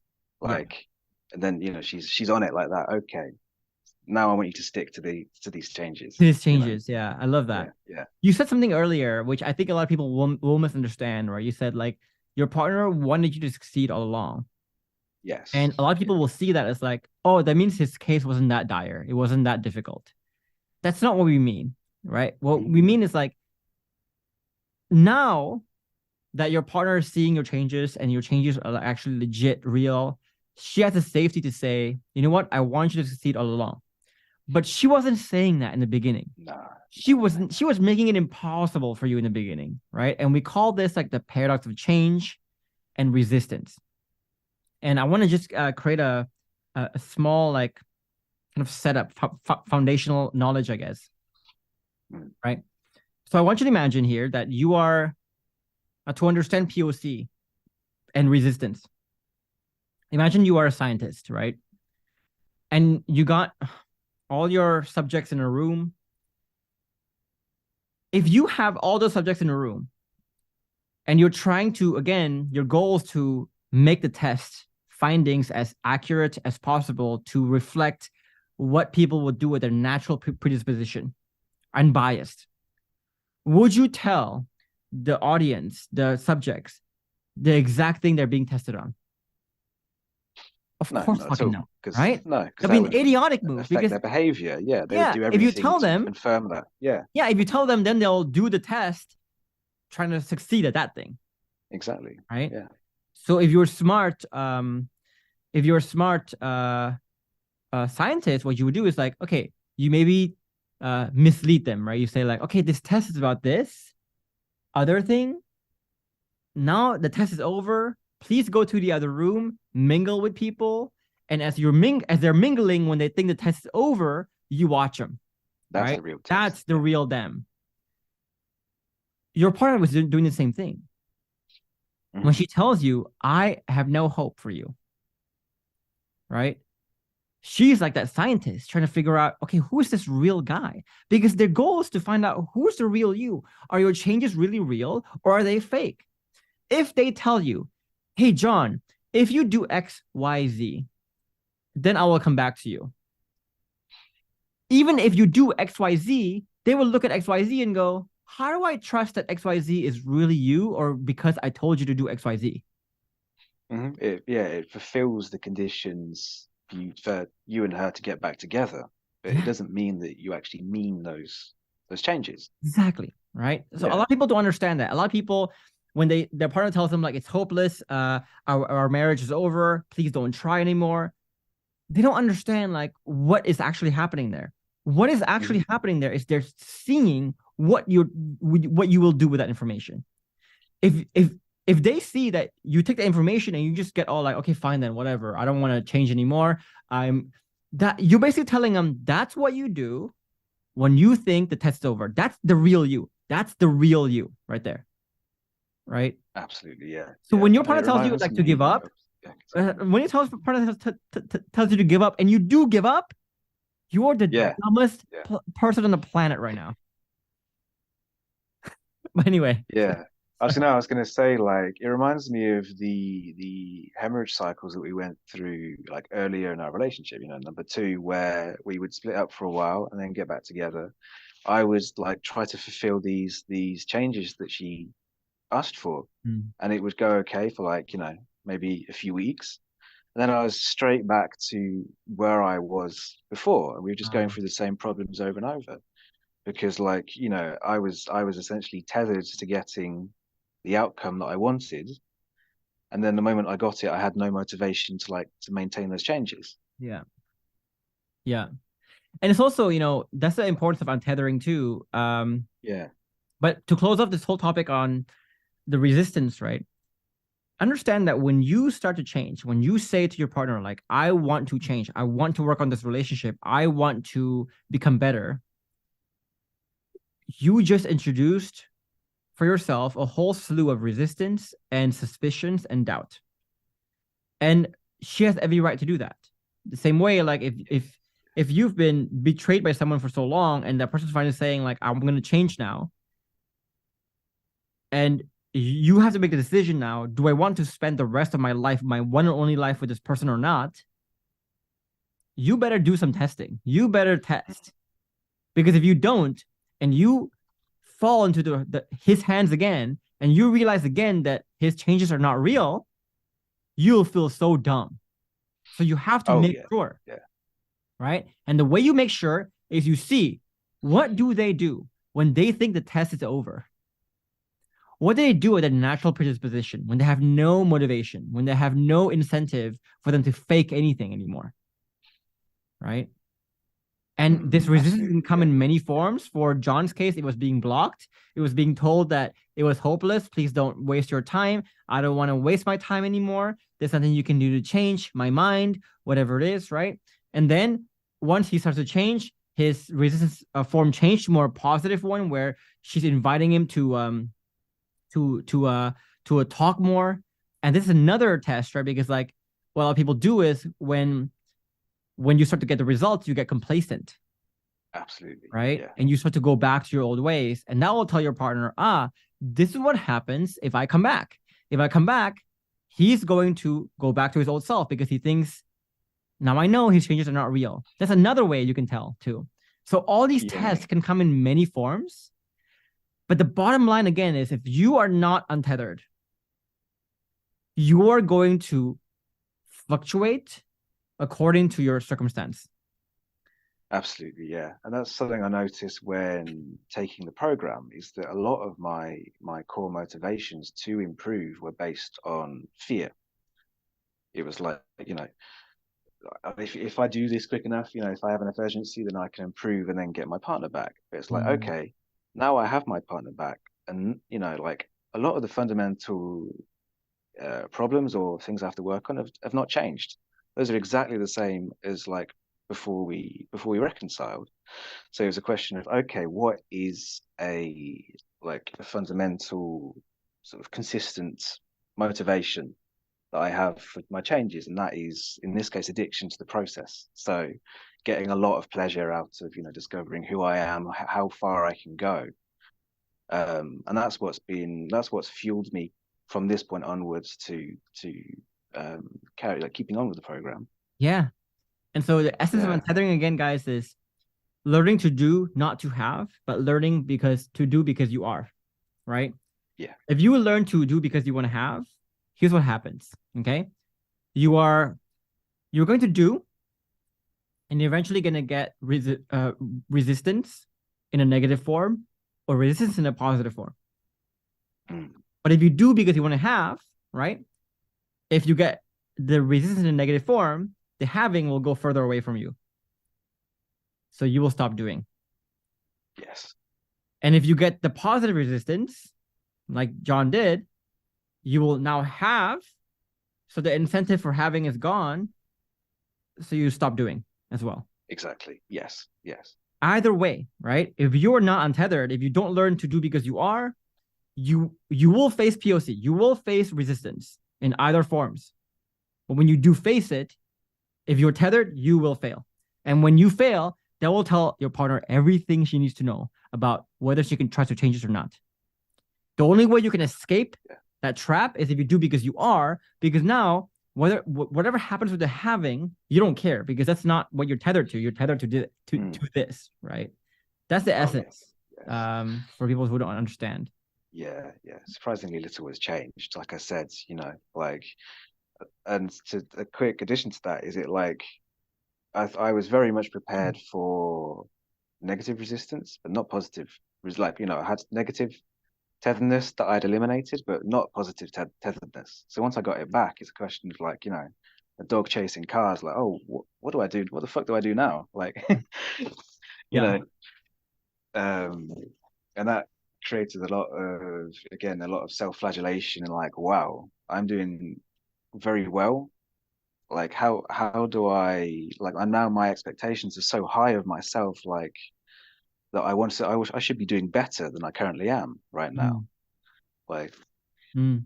Yeah, yeah, you want the uh, having faster, right? It's yeah, yeah, like yeah, it's like that feeling of like because you're doing because you are, I think I'm doing because I mm, am, but because I'm doing because I am, I should get this having faster. But then you don't yeah. realize that you just said to yourself that no, that means that you're not doing because you are. You're still looking That's right. Yeah, peripherally yeah, at the yeah. having That's right. somewhere. You're Yeah, like giving a side eye, like, is it coming? you know? that's it. Yeah, yeah. That's Yeah. right. Absolutely. Um, next point is like you also said, one of the big things that you took away from this was the performance mindset, raising your standards, and thinking antithetically. Mhm. What do you mean by that for yourself? So, like, if I think of examples where I'm applying that now, it's like after I have a conversation with my partner, I'm thinking like, what went well there, but what could I improve? Like, were there moments where I didn't really reflect back what she was saying? Were there moments where, like it's like if I TTH, did I get everything correct during that? You know, Mm. things like of that nature, and like fundamentally holding myself to a higher standards. Like prior to programming our past conversations, I wouldn't even think about the impact I was having on my partner. Like I wouldn't really, like I would just completely be oblivious to like the fuck ups I was making. So it was like a switch that you decide to flip in your mind, where it's like, okay, what am I doing wrong? Not like what Yeah, am I getting right? What that's are the so things that I need to crucial. change? Yeah, And yeah, so we talked about earlier about people falling into the blind victim mindset who have mind viruses, but they don't know they have mind viruses until they're probably dead at that point in time, or their yeah. relationship has died, right? Things are getting really dire. Um, and we also talk about kind of people getting blindsided by issues a lot. Like, Mm, and I'm sure a lot of people watching this, you're gonna find yourself blindsided by your partner's desire for divorce, whatever it is, and you're saying like that come out of the blue. yes. And the secret there is what John is saying. It's like you guys don't understand how to antithetically think. You guys only hypothetically think. Um, and here's a perfect example of this. I don't know. I shared this with the group because it was such a funny story. We got this sous vide machine. Do you know what that Mm. is? I don't think so. No, I Okay. haven't heard So of it. it's a cooking method where we basically cook food in this vacuum seal and we cook it in water. And we cook it in water for like a long time, sometimes even like 8 hours over like a low temperature, very low temperature. And we just try to like get the food to be really tender. Oh, so Now, slow cooker, I guess. yeah, it's a slow cooker, but in Yeah. water. So it's like more Oh, okay. even heat Yeah. distribution, right? Uh, yeah. So anyway, the sous vide machine comes with like a thermometer that you put in the water bath. And the thermometer has the temperature gauge, but also it has the timer, Mhm. right? And so we put our fish in there, and my partner set it for like 30 minutes. But then the timer wasn't moving, right? It's like, what? It's not moving. It must be broken. So here, her thought was like, the machine is broken. And she couldn't find a solution. It's like, whatever. I'm just gonna like time it myself. And then I went to the kitchen and I checked, like, hey, what's up? And she goes, like, this thing is broken. I'm so upset. This machine I just brought is broken. And I looked at the time and I went, what if it's not 30 minutes? What if you set it for 30 hours there? Uh, Oh, right. So look at that case. Why was she not able to find a solution that was so obvious? But I found the solution that was so obvious because her mind was thinking, not what did I do wrong? She was thinking, what did the machine do wrong? How that's is the right. Yeah. machine's fault? And because her mind was tuned that way, the answer was right there, but she couldn't see it. But for me, I asked myself, like, what did I do wrong? How is it a user input thing? The machine is perfect. How is it user input? And I found the answer. Right. Absolutely. Yeah. Yeah. Yeah. And that's the beauty of like the answers are always there. But it's whether like, are you hypothetically thinking or antithetically thinking about yourself? Right? Are you falling for FAE bias or are you falling for or are you self-critical here? So Mhm. for a lot of people who are blindsided by divorce, for example, right? The reason why they're blindsided is they always ask themselves, what am I doing right? How is this relationship great? How am I awesome? How is safety great? How is communication great? Well, if you ask those questions, you will find the answers to that only. But you'll remain blind to the bad stuff. But if you ask yourself, for example, 5 years ago, how could I be destroying safety right now? How could I be not the highest value person right now? Oh, If you absolutely. ask Yeah, I those think, questions, you would yeah, have found the yeah. answers and you would have gone through two very different paths. And it all depends, are you hypothetic or antithetic, right? That's right. Yeah, yeah. I was going to say, I think of all the conversations leading up to our separation, and man, there was so many like hints, subtle and not subtle, that she was giving out of like, these are things that you need to change. Like, but I just like I don't know what it was. It just didn't click for me because I Yeah. wasn't thinking hypothetically. That wasn't the world I was inhabiting. I just completely disregarded it. It's like, for example, she told me, "Oh, I've started drinking recently, and it's been affecting my work performance." And I was like, "Well, I don't know how to handle that. Like, you know, like what do I do about that?" Whereas if I was thinking hypothetically, but like, okay, what, or like systems thinking, what was the chain of events that led her to do that? And it led straight back to me.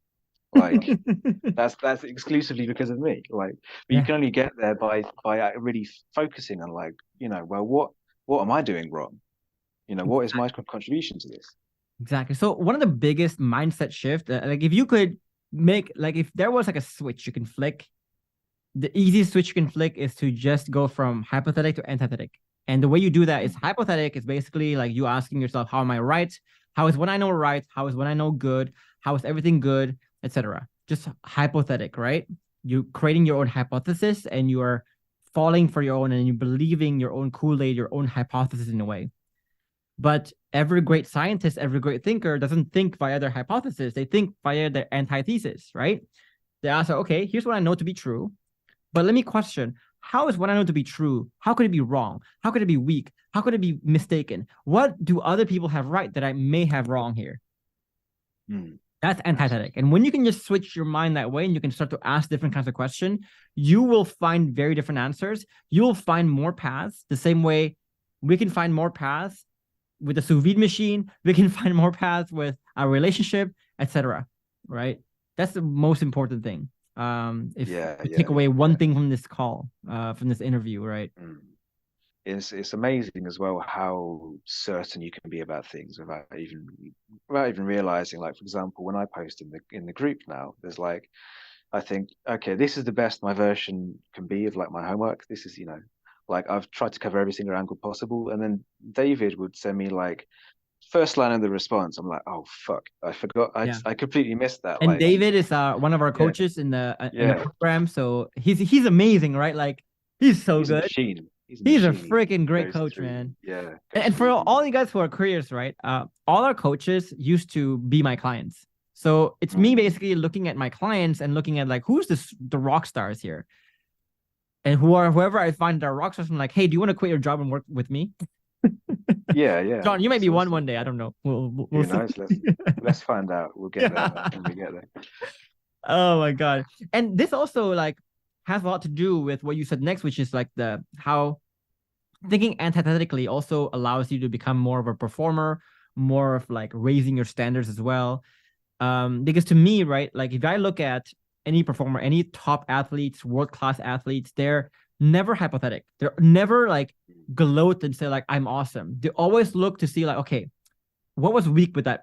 Even though I won a game, what was weak with that? What can I improve with that? Right?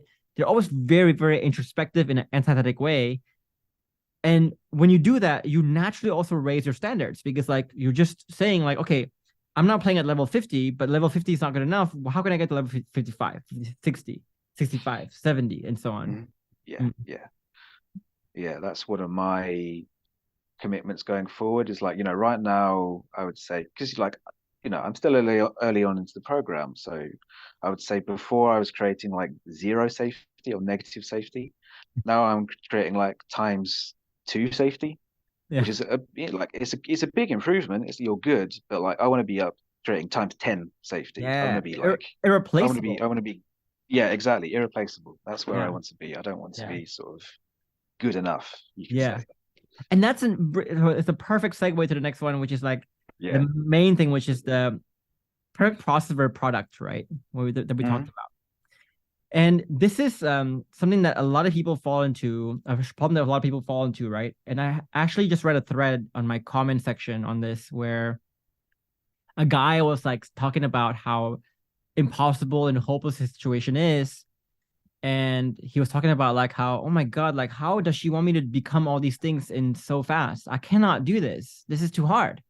Mm-hmm. I'm like, well, Yeah. she's not actually looking for you to become perfect. She's looking, do you have the process to actually get there? Like, do you have the trajectory to Absolutely. actually get there? Yeah. And just like with John right here, right? He's not perfect, but the fact that his trajectory is tilting, his partner's going like, okay, if he's level 2 today, that's fine. But if he can become if he can get to level 0 to level 2, he can get to level 2 to level 4. If he can get to level 4, he can get to level 8.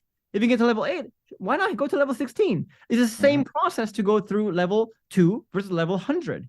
If she can sense Absolutely. that, that's all she needs to know, right? Mm-hmm. Yeah, like I said, I think of like all of the mistakes that I'm now picking up, like thinking hypothetically, I'm like, wow, I made so many mistakes in that last conversation. But she's not interested in that. She knows that I'm not perfect. What she's interested in is comparing, where I was 2 months from, like 2 months before, to where I am now, and the difference in like the way I conduct myself, the way I show up. She's thinking, okay, where will he be another 2 months from now, or where will he be like 6 months from now? Yeah. Um, yeah, yeah, And that's beautiful because like, okay, so first of all, if you try to prove yourself as the perfect product, you'll actually be really, really annoying as a person, right? yeah. So first of Oh, all, I know your very well. partner's not Yeah, gonna believe that you're perfect. She's not gonna buy it. Okay. Second of all, it it actually there's nothing that destroys safety more than the person who thinks they need to be perfect, hmm right? It's like because it's your perfect process obsession, perfect product obsession that prevents you from taking all the tough truths she's giving you, all the things she expressed to you that she's unhappy about, is why you can't take it. Because when she tells you these things, you're telling yourself, "Oh, you're telling me I'm not as perfect of a product as I think I am," and you get defensive, you get all sad, you get all annoyed, right? And that's what destroys safety over time. And that's what happened to you, I think, in the beginning, where like she yeah. was telling That's you these that's right. things that was wrong with you, and you were going like, "This is a threat to my identity." Yeah, and like for example, the month that I lost my job, she was kind of laying into me saying, you need to recover from this.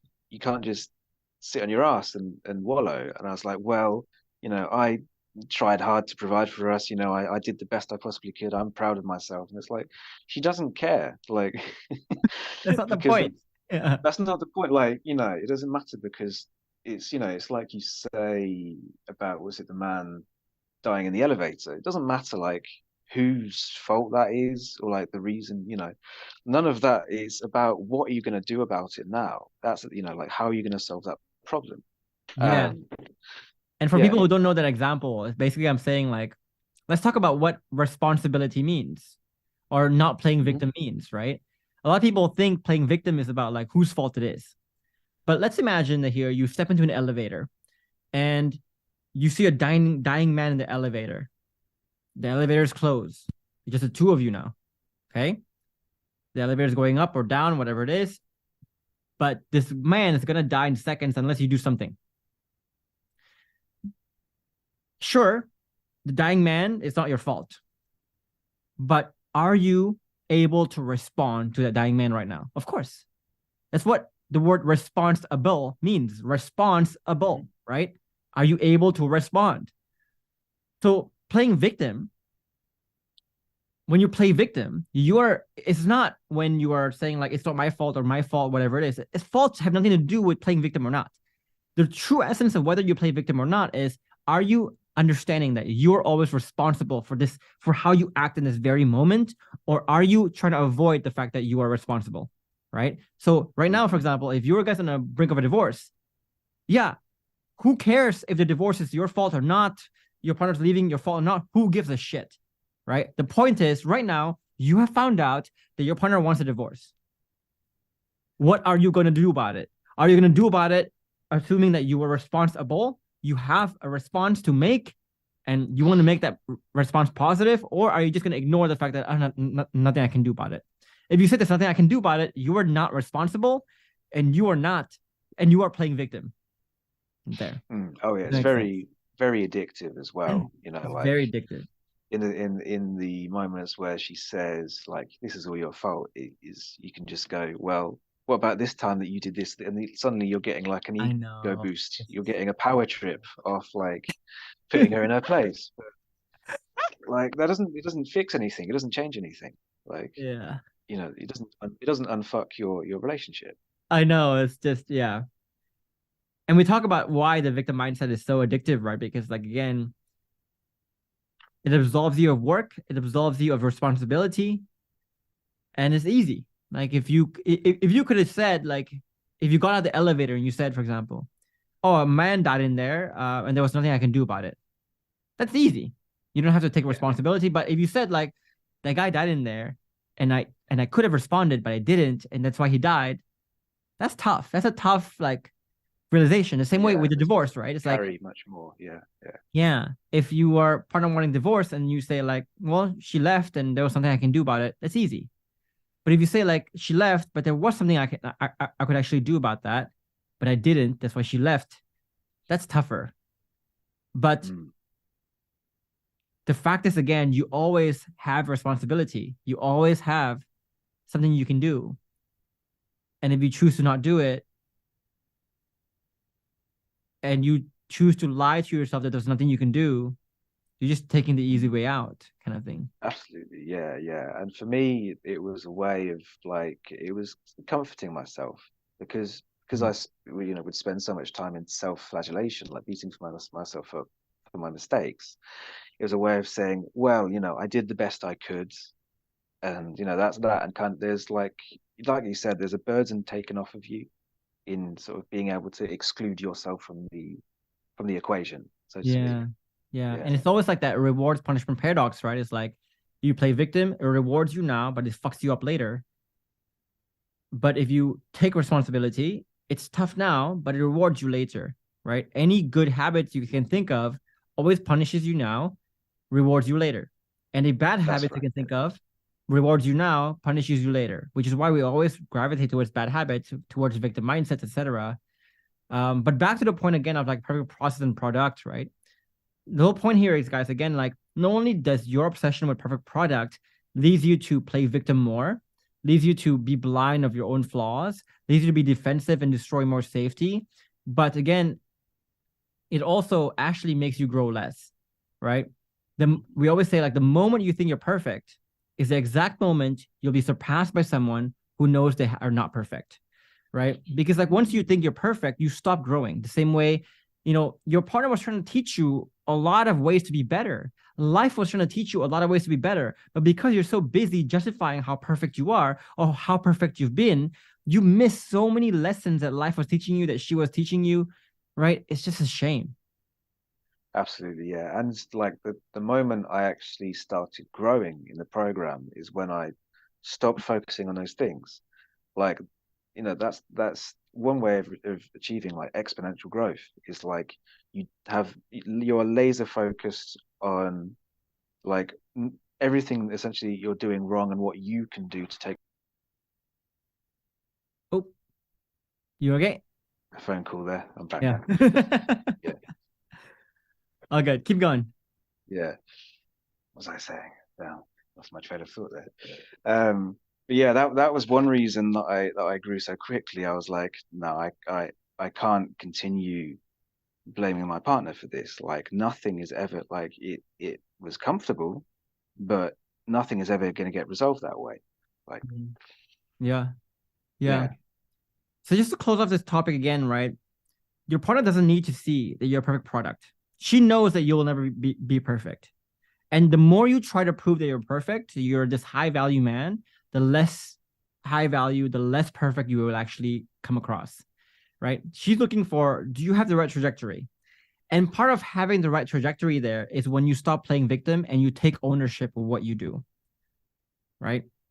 Because if you cannot even take ownership of your flaws, there's nothing to be done. There's nothing to grow. There's nowhere to grow. You can't grow without even accepting your flaws, right? The same way, the first step of this 12-step program is just to admit that you're a fucking alcoholic.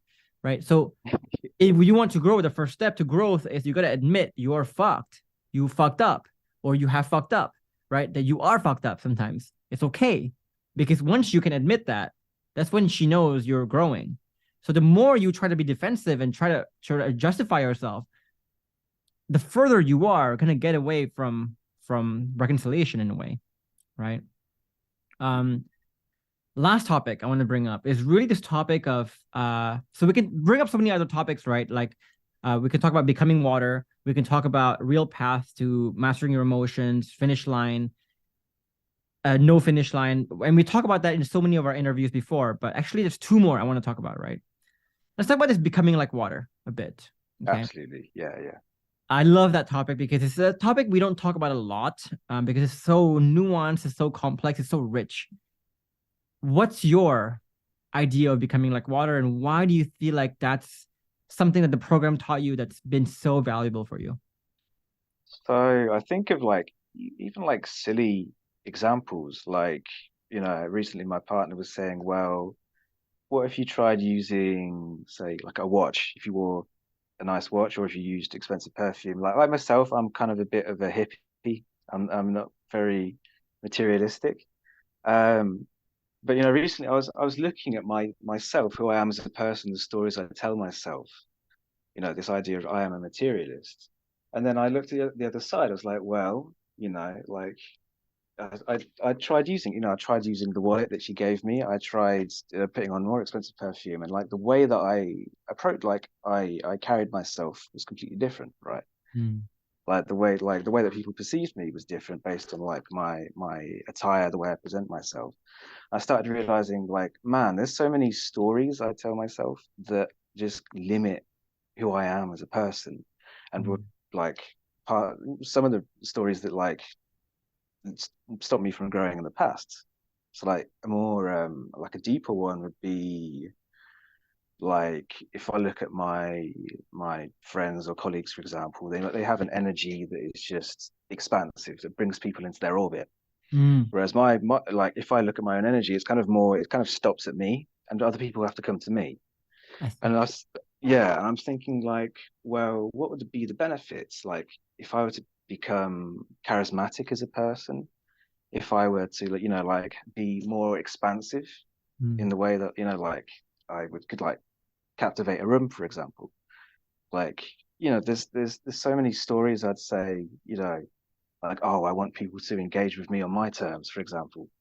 Yeah, And and things like, I want honest communications, that's who I am. Like, but there's there's so many directions you keep, like, the bottom line is that like you should become, or you should, be the person that you need to become in that situation, exactly. And essentially. that's Yeah, that's the essence of like becoming water, right? So there's a famous yeah. quote with Bruce Lee. It's like you put water in a cup, it becomes a cup.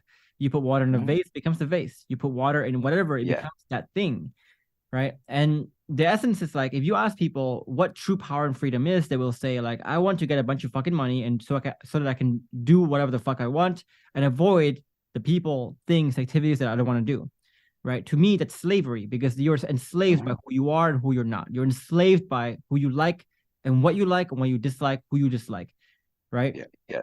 The true power and freedom for me is being able to become whoever you want to become to accomplish whatever you want to accomplish. And so, Totally, this totally. has so many implications on making sure your relationship never gets stale, for example, on enriching what the two of you can share. And not only just Mhm. making you more successful too, there's so many implications of this. And I'm Yeah, gonna leave a yeah. link somewhere here with a video that I made about this topic because it's just too rich for us to talk about it in this interview because it's gonna take like the whole hour. Yeah, yeah. But for you, I think what becoming water has allowed you to untap yourself into like becoming a version of yourself that you never thought you can become, you never thought you were, that allows you to Mm. actually be successful in many more areas of your life, right? In this case, more successful with friendships, more successful in relationships, because you can embody more Absolutely. characters in Yeah, a way. yeah. Hmm. Always like questioning myself. Like, for example, I think of moments that allowed me to become more intimate with my partner. She likes certain types of music, Whereas like, like 80s music, for example, I'm kind of like, a bit hesitant. It's kind of boring to me, not really my thing. But like took the time to just like actually appreciate something that she likes and like kind of redefine, it's quite an intimate thing for us, but like to redefine like, well, actually I like this about it, I like that about it. And like all of a sudden I have an avenue that I can bond with my partner over. Yeah. And it's just like created this entire, and like, there's so many self-imposed limitations I had that Yeah. I Why do you think you realized held are that? Why do you think you had those limitations? Because like now that you learn about yeah, the value of becoming water, and now that you learn that you could also become whoever the fuck you want to become. Like you are mhm, not stuck to an identity. You don't have a personality in a way. You can become whoever you want to become. Like no one's set. What made you constrict yourself back then? um I think there's something very comfortable about living in your limitations in a way that is difficult to explain for me. But yeah, I'm trying to think now. Like, yeah, I don't know exactly why, It's but very like, subtle, right? But like yeah, to me, if I look at like society's programming, for example, right? Like I told you in the modules, right? People always want to define who you are. It's a good thing yeah, to define who you are, right? We take personality tests. And when we take a personality test, we say, like, I am an introvert. I am this. I hmm, am this. I like this. I don't like this. And so the yes, more we live life, yes, the more we constrict ourselves to like, this is who I am. This is who I'm not. Everyone who doesn't understand who I am can fuck off. And everyone who understands who I am will yeah, come to my life, kind of thing, right? And so we just keep like constricting and constricting ourselves even more, kind of thing. Um, yeah, yeah, and it's also like how society runs, right? If you want to get into a certain friend group, for example, how do you get there? You have to be similar to them, hmm, right? You have to match absolutely, their identity. And so they're really seeing like, so if you have no identity, if you become like water, hmm, you're going against a lot of that, what you want to do, what society wants to program you as, right? But society programs you to be failures here, to be stuck in this life, enslaved to like this identity, right? Um, yeah, yeah. It's very, and even like for yourself, it's very comfortable to put yourself in a box yeah, and not have to like venture outside of that. yeah, yeah, Yeah, I'm thinking sort of like challenging yourself as well. You want to just like you, there's a kind of gravitational pull where at least in like the terms of friends and family, you want to be the same as the people around you. You don't want to venture outside of that in many yeah. ways. I think so. And for Yeah. us, John, like right now, we're not struggling with sex per se, but we're trying to like Mm. make our sex life into something more amazing, right? Yeah. And we're Yeah. working with a sex coach, and one of the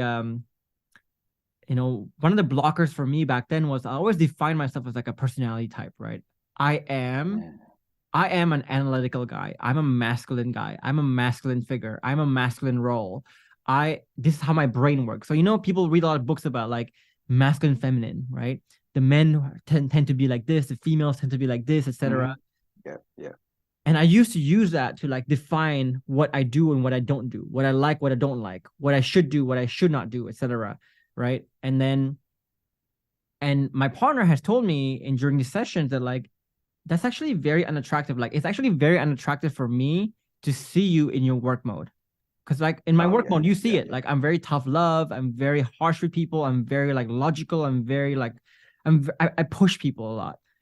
Um, and even though I switch when I go home or like when I go downstairs to my partner, Yeah. Yeah. um, she can still sense a bit of that. It's not Mm. overt, but it's very just very subtle. She can sense the energy, Yeah. Yeah. and she doesn't like that, So the right? coach Yeah, energy emanating yeah. off you. Yeah. And so I used to define myself, and whenever she would tell me that like I don't like that, I would always tell myself like, well, that's who I am. You can't change me, right? But now it's like I'm saying like, okay, if I need to be more like this to make this relationship better, let me figure out a way how I can be more like this. Let me figure out a way how I can mold myself to this shape a bit better. And Absolutely. Yeah. it has Yeah. changed everything for our relationship, right? Like sex for us has never been better. Intimacy for us has never been better. Date nights is amazing. Like I found my feminine self. I found that other side to myself that I never found. And now I can tap into it. I can access it. I can become it. And I can become it quickly. Like by the time I'm here, I walk down to the second floor. I'm like, I'm ready. Right. Yeah, ready for action. There you go. Yeah, I'm going through something very similar in my relationship where actually my partner is the more adventurous of us two. And I was raised in what I'd call a fairly conservative Christian household. Mm. So like I had a lot of preconceived notions about intimacy during sex and like, how you shouldn't venture too far out of, love and sex. Yeah. But now we're exploring ideas of like, sort of things that are more adventurous, things that are more naughty. And like I love that. I love that. yeah, The same for me yeah. too, because we both my wife is Asian. She's I think her parents are Vietnamese and Hong Kong, right? Mm, Um, so Asian culture is the same thing where discussing sex is taboo. Like yeah, yeah. like for you to be dressing in a sexual way or in like a sexy way, or for you to dress or for you to like even show public displays of affection is wrong, right? To talk about sex is wrong, right? So for us now, we're trying to be more flirtatious, trying to be more like just different in that way, you know? Yeah, We yeah, talk more about kinky shit all the time. yeah. Me and you both, brother. Yeah, Yeah. And it's beautiful. And it's like we can yeah, untap a new side of ourselves, a new side of life. And think about like your relationship will never be stale and boring and just be like flat. If you absolutely. because Yeah. there's so much to explore, right? If Hmm. like the same way if you haven't if you see an actor and this actor can become whatever character they want to become, and they can become very different characters, you will never be bored of their movies, but you will start to No, get bored of no. their movies if they play the same character over and over and over and over again. Jesus Christ, right? So this becoming water guys is a massive part of our program, Yeah, yeah. and it's like the most mind bending, the most like revolutionary. It just unlocks so many levels. It's fucking amazing. Mm. Wait, Yeah, the you last thing we're gonna talk realize. about. Go Sorry, ahead, go yeah, ahead. Sorry, continue. sorry. No, no, No, I please, was please. just gonna say you realize like how illusory a lot of your preferences really are. Like I like this, I Yeah, dislike this, and you think, well, actually, that there's it's not like a fixed thing. You can like recondition yourself to like a variety of different things that yeah, you never thought you'd be into it, but it's like it's possible. You can train yourself. yeah. One of Yeah. the things I hated back then was K-pop, Korean pop. Like that Oh cheesy. yeah, yeah, Oh fuck, I hated that when I was younger, right? And yeah, so Samantha has a friend and she loves K-pop. And so I asked her like, why do you like it? So she told me she was very intellectual. She told me like, a lot of people think we like it because of the way people look, the way people yeah. dance, right? I like K-pop stars because of what they go through. Do you understand that to be a K-pop star, right? You understand just how much you have to work? Like, do you understand how competitive that is, right? If you're a K-pop star, you're not even allowed to have a girlfriend, to have a partner, because once you have a partner, Mm, your sexual value goes down, right? Think about, yeah, and yeah. she told me about all these things they have to do, how talented they have to be, not only just the art, but the politics of the whole thing for for them to get there. Then she told me about the K-pop producers and how the K-pop producers like they have basically unlocked what beats, what music is addictive to people. And if you notice, like K-pop sounds the same, and they're That's just like a right. Yeah. factory of groups looking the same, but that's what psychologically what people want, and they've studied that. Mm, Everything is very scientific, and I'm like, oh, I don't appreciate how they look still, but I appreciate that side. I now yeah, start to understand, yeah. like, oh my God, this is more, there's more to it than I thought. And I just begin to love it. You can like whatever the shit you want? That's right. Yeah. And I imagine you like I remember you were a data analyst, weren't you, I before was this data role? scientist, Yeah. yeah. Yeah. Data science. So I imagine there's quite a lot in there, like looking at kind of macro trends Oh about what yeah. people respond to specifically, like what beats and stuff people respond to. Exactly. There's probably Exactly. so many focus groups on that. Like, Freaking amazing. Yeah. yeah, man. Yeah, yeah. I know there was one more thing I want to talk about, which is like the necessary and sufficient changes. Let's just spend like 5 minutes on that. I know we're getting kind of Mm, long on the interview here, so last point, I promise. Um, because you talked about basically, okay, so let me just start with this, right? There was this guy who, um, like this guy was very, very mean and antagonistic to us for a very long time, right? mm, And the reason why he was so pissed at us was because like we told him during his application call that like the value that he thought he created before is no longer sufficient, right? So basically he said like I provide for my wife, I do these things, I do that thing. What more does she want from me?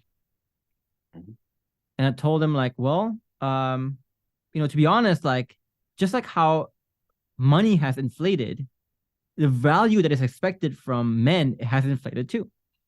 yeah, Because yeah, back yeah. then, like before women can vote, before women can get jobs, before they can be financially independent, whatever it is, if you can provide financial freedom, financial security, shelter, whatever it is, that was necessary and that was sufficient. Like that was you were great, right? And if you Mm, during hunting and gathering days, when you can provide um, physical protection for your woman, that was necessary, that was sufficient. Now we live in a world where women can get their own money, can get their own jobs, do whatever. Like my partner is very wealthy. She can do whatever she wants. She can pay for her own mm, vacation. She can fix her yeah, own yeah, car, yeah. whatever. She doesn't need me anymore for those things. Right. So those things are still necessary. You still need to give your partner shelter and like physical support, stuff like that. But those things are no longer sufficient. The same way, right? Getting 40,000 back then was both necessary and sufficient to live a good life. Yep. Now, if you make 40K in Houston, for example, you can barely get anywhere, You're right? not going to It's scrape by necessary to anything. make Yeah, 40 grand, yeah. but it's no longer sufficient to make 40 grand. What's like, I'm sure you had that thinking back then when you were justifying yourself a lot, when you were saying, like, I've made all this value for you, I've given you all these things. Yeah. Did you have that? Like, I'm sure you have that. You Oh, had that. yeah. Like, man, it really it hit me hard watching your is it knowing your intrinsic value, one of the Mm, starter looms, where like if you have high intrinsic value, then the world will reflect that back at you. It will start sending opportunities at you. Like, for example, my partner divorcing me was just a clear-cut sign that my intrinsic value was in the gutter. mm. Because if I was someone of high value, if I was providing like She would run to you. if I yeah, if I was irreplaceable, then I wouldn't have to worry about a thing. She would be with me already. Like, so there's like it was an issue of perfect products. Absolutely. Yeah. Absolutely. Yeah. So for those of you guys who are complaining about like what more do women want, whatever it is, right? You guys are like the grandpa who's complaining about like, well, back then, if I had $100,000, Hmm. I could buy a massive house. Yeah, Well, yeah. fucking grandpa, we don't live in 1950s anymore. Okay. So if you had spent the time you spent whining about how inflation is happening, and you spent the same amount of time growing your value, actually Hmm. growing your value, you would not be saying that right now. Your 100,000 would have turned to a million plus. But because you're complaining about inflation, your 100,000 stayed 100,000. The same way right now, like whenever you're complaining about like, what do women want? How come women want so much now? Well, yeah, that's the Yeah, yeah. reality though, because things have Absolutely. inflated. Now, the Yeah. question is, have you grown with the times? Have you grown past inflation? Or did you grow? Did you stagnate while inflation basically made you fall backwards? Right. Hmm. And Yeah, usually you're you'll, covering like yeah, go ahead. I was gonna say you're covering the bottom rungs of like Maslow's hierarchy. Yeah, Like that is like the very least very that she can least. already provide for herself. Yeah, yeah. Yeah, Whereas like you're nowhere near self-actualization. Like exactly. you're not even close to it. Yeah, yeah. Exactly. Yeah. Anyway, that was a 2 hour interview, believe it or not. That felt Oh fast. wow. right? Yeah, that went pretty quick. Damn. I have like bladder issues now. To my bladder is like gonna explode right now. Like, I'm getting That's older, fair. man. Can't Yeah, hold yeah, it as yeah. long. Man, yeah, I um, downed a whole coffee during this, so I'm kind of yeah, but heading I in might that this direction. I might put this earlier on, right? But I wanted to add one more thing to this whole notion about like you thought I was kind of fishy marketing, right? Mm, People who think we're fishy in our marketing have never applied to the program. Because when they apply to the program, they'll realize that we say no to money all the time, yes. right? So if we were like, there's a lot of programs out there where you just apply, you can say whatever the fuck you want during the application, and they'll say like, "Yeah, we'll take your money. Come on." Mhm. Even though they know you might not get success with the program. For us, it's like if we see your mindset is not right, your approach is not right, you're not gonna get success in the program. You're coming to the program with the wrong intention, with the wrong motivation. We're saying no, keep your money, spend it somewhere else because you're gonna waste your money here. You're gonna quit after a week. Please don't do that, right? So if we were in this for the money, we would have taken every application that we get. And right now, I did the math on this. Okay, so right now we've made 8 million to date on our Yeah. program. If I took every single applicant that wanted to give us money, we would have made 7x that. Damn. Yeah. That's over almost 60 million. Yeah. That's kind of Okay, nuts. that's kind of nuts. But we don't Yeah. do that. And the reason why we don't is like we're in this to get people results, not in this for the marketing. So if that doesn't convince you guys, I don't know what does, right? But whatever. But guys, if you want to submit your application, if you want to explore the program that John did here and really geek out about a lot of the principles that we talked about here and really elevate your life to that level that you can't even imagine right now. We do have a masterclass that's about an hour and a half long. At the end of the masterclass, we'll show you how to apply for the program if you're interested in applying. But again, we are very selective with the people who we take in. So be sure you treat that application process seriously, I guess, is the very least we can ask. Mm-hmm. John, thank you so much for dedicating 2 hours of your life to this Oh, interview. thank you for having me. Yeah, yeah. And more because he did it right up before. So hope that was Yeah, man. enjoyable for you. And Oh, that was great. Yeah, yeah. I was sort of struggling to recall near the beginning, but I settled into it and it's all gone good, great. It's been good. good. Yeah. So I hope to see you more in the program. You just started. You were just early on in the program. You didn't That's just yeah, start two still months, two early, months in. two Yeah. months. But yeah, dude, keep going. There's so much more to go. Frick Oh, yeah. absolutely. Hell yeah, man. Let's fucking go. What do you think, my guy? Yeah, it's been good, man. It's been good. Fun? Good. It's yeah, good fun. What were you scared of in the beginning?